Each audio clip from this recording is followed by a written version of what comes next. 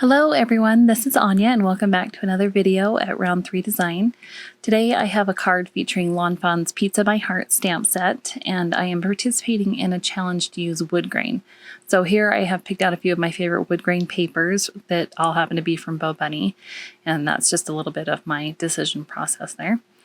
I decided to go with this paper from Bo Bunny's Heritage collection that's called Register. It reminds me of a warm kitchen with well-used surfaces. This collection is not available anymore, and I will link to something similar. However, I am a huge advocate for using what you already have. There is no need to buy something or get a specific product when you may already have something that is you can alter, or something that may even be a better substitute. I usually work in multiples because I belong to a card swap group, and you'll see that as I go along, but this card is really easy to just make one of. These are some mini wood sliced hearts that I found on Amazon, and here I'm cutting a piece of vellum to make a banner because I am working with a sketch that you'll see in a minute. And when I cut a banner, I will put the ends together and I will make a slice down the center and then cut from each corner into the end of that slice, and you end up with the perfect V shape every time. The sketch that I'm using is from the January 2015 card maps, which is available for free on pagemaps.com. And the rest of the pattern, here's that sketch here. And the pattern papers that I'm using are all from Bo Bunny Heritage, and the other ones are from the 6x6 collection right here. Again, it's not available anymore, but I will link to a suitable substitute. But really, I cannot emphasize enough, you may already have something that would be perfect or would fit your theme that you're going with. So shop your stash and stay with that. The red and green papers are cut to 2 inches by 5 1/4 inches so that they leave a border on an A2 size card. And the wood grain piece is cut to 2 inches by 5 1/2 inches so it does not leave a border on the card. And the card bases I'm using are from Recollections Craft Cardstock in the 65-pound weight. I don't normally use 65-pound weight cardstock for bases, but for some reason the craft color is heavier than the rest, so I do use the 65-pound for my craft bases. Now here I have my original Misty tool. This is the original size, and the heart-shaped pizza stamp from Lawn Fawn. I'm using Neenah Classic Crest Solar White 80-pound cardstock with the Sucanigo VersaFine Onyx Black ink. I'll be using Gamsol to blend my colored pencils later, so I'm using the VersaFine because it will not bleed with odorless mineral spirits. This is just my process when stamping multiples. I am just eyeballing the placement. The spacing doesn't have to be perfect, especially since I will be fussy cutting them out later, which is easy because it's a simple shape to cut. I usually stamp twice because I don't like to perform CPR on my stamps, hence the stamping tool. And I find that pushing too hard ends up in losing too much detail, and sometimes those details are the best part. I like to stamp lightly multiple times, and that way I keep the detail. The Lawn Fawn Pizza My Heart stamp set has all the toppings for your pizza, including the controversial pineapple. There are little anchovies and mushrooms and olives and peppers and basil, tomato, and of course pepperoni. So I decided to stay with the go-to staple of pepperoni. I've pulled out the outline and the filler stamp for both the circular pepperoni and for the mini heart. And then I'm just going to fan through my Distress ink and my Distress Oxide ink swatches.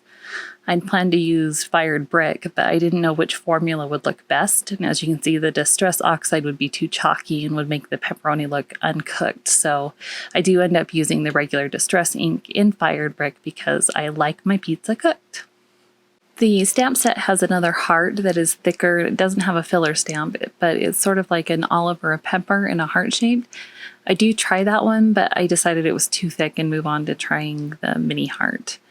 Here I'm just filling in the fired brick. Some of them I stamp multiple times, but these stamps are really easy to line up and restamp. And I just love the little detail on that one. It's got all the pieces for an actual pepperoni. There's that heart stamp I was talking about. And this is the one that I do actually decide to try. So I am turning them every which way because they would not be perfect. And see here, it's really easy to line back up if I need to restamp it. And now we'll move on to filling in the shapes. So there's a good red one. And yep, right here I filled it with black. That is why I usually stamp extras of everything. So I'll finish filling in with the proper color now and see how that looks. And then on the next one, I toy with the idea of doing both the circular pepperoni and a heart-shaped pepperoni. Not quite satisfied with that heart one, so we'll see what a mix looks like. There's a few circles and a few of the hearts. I'll zoom back out here after this and finish filling in this one with the red, the fired brick. And it's still not looking quite right to my eye. So I am going to go with just the plain circular pepperoni and keep it for sure what I know I like. And here we go into speed mode. Like I said, this is really easy to line back up. There's lots of them and I had to stamp multiple times because I am not a perfect stamper. And getting those all finished. And through the magic of editing, all of them are stamped. And now we are ready to fill in. This fired brick was made to be a pepperoni, I swear. And here's the zoomed in of the detail, and you can see that it really does look like pepperoni. And here we go. Through the magic of editing, everything is all finished and ready to color. I'm sorting through and testing colors on this one that I know I won't use because it's got a black heart on it. I'm using a bottle of Gamsol that has a dauber foam top on it, and I'm just using a makeup brush from an old nail art kit, and this brush is too big to use for nail art, so I tried to use it for blending one time and it worked so great that I use it all the time now. And the colors that I've chosen to use is light umber for the crust and goldenrod for the cheese. I wanted a cheese that would still look like cheese, but it, you know, normally on a pizza you do mozzarella and it's not yellow, it's not that color. I toyed with the idea of doing red for sauce on the edges between the crust and the cheese, and I tried it on this one and made it, you know, did the whole thing, and ended up leaving the sauce part out for the rest of it. Now here on this part, I slowed it down to real time. This is me. I'm not being careful. I'm just very lightly scribbling the color all over, and then I will blend it with the brush and with the Gamsol. I just wanted to show you that it doesn't take that long. I only did 6 of these, I think, and it only took me maybe 20 minutes to do them all and get them all colored and blended. So there's the cheese, and we'll blend the cheese. I'm just dabbing this brush on that dauber top and blending it in. This bottle of Gamsol actually doesn't even have Gamsol in it anymore. I refilled it with the Da Vinci brand mineral, odorless mineral spirits, which is, so far I've seen no difference whatsoever. I just really like the dispenser on the top of it. So I will link to both Gamsol and to the Da Vinci brand so that you can see about those. You may already have something that will work. I know a lot of people use baby oil. I used to use baby oil a lot, but it would continue to leave an oily mark on the back of my papers. So I stopped using that, and now I just use odorless mineral spirits. And disclaimer, you always want to use this in an open room, in a well-ventilated area. You don't want to be breathing in the fumes. So that's another reason that the dauber top is a good dispenser for it. Also, I want to apologize for going off screen so often. I'm very used to working close to my body, and it's been a learning curve to work at arm's length underneath a camera. So here I am doing the light umber just for the crust. I don't like my bread overly cooked or toasty. I like it just right on the edge of toasty, so I like a light crust here on my pizza. And there it is. There's a close-up. And now I'll cut it out. So the focus on the camera wants to focus on everything else in the background there. There's so much for it to focus on. So I apologize for it not being in focus as I'm cutting here, but it's just a simple heart shape. And the scissors that I use are the Fiskars fine tip. I believe they call them shears now, but they are spring assisted, so that you don't have to pull them apart. And that's the worst part for me when I'm fussy cutting. And I'm lining the edge of it with the Memento Tuxedo Black marker because I don't like the white core showing when I have a black outline. And I found a little bit that needed to be trimmed off, so I fixed that one, and there's a close-up of a finished one. So here now I'm using the Distress ink in Ground Espresso, and I'm inking 3 of the edges of the red and green papers, and then all 4 edges of the Woodgrain paper, because the inner edge of both the red and the green will not show because it will be covered by the Woodgrain. So I don't want to do any extra work that I don't have to do. And lining those up just like the sketch. So I'm using the Kikuyo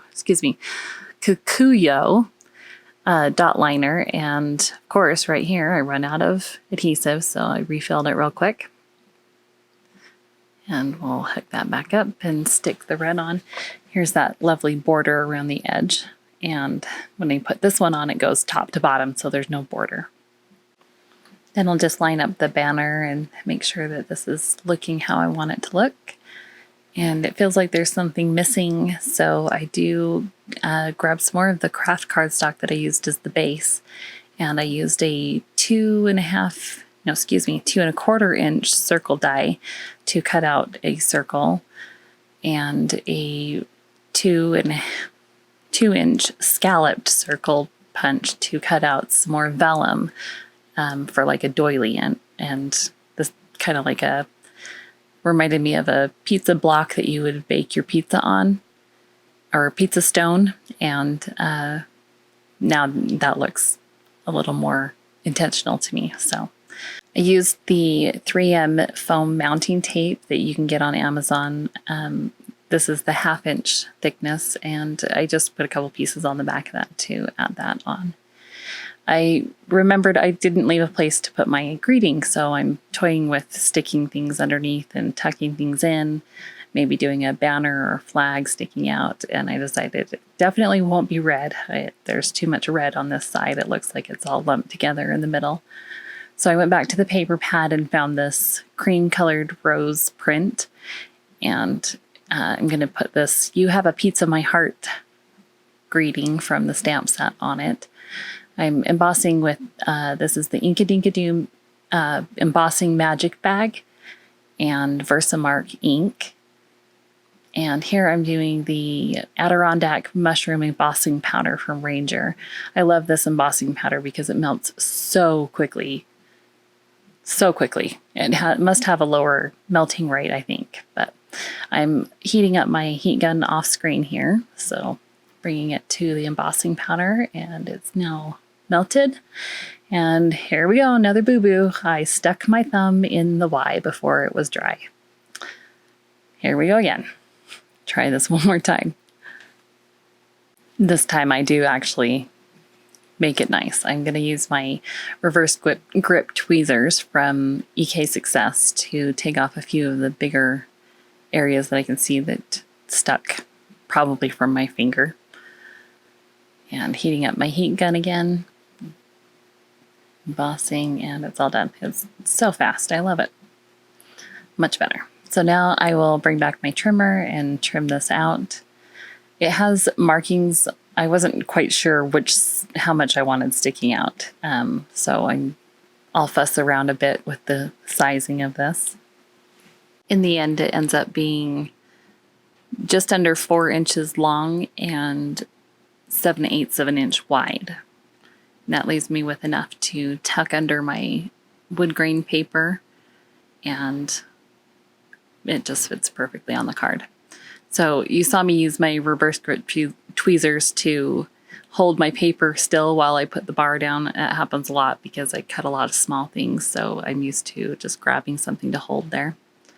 And then I grabbed my corner chomper and rounded the corners on this piece, and that's looking really good. I'm liking that a lot. So I put adhesive on it, and then I stick it down, line it up. It looks great. And then I go, oh yeah, forgot to ink the edges on this one. Oh yeah, I also forgot to ink the edges on the craft piece.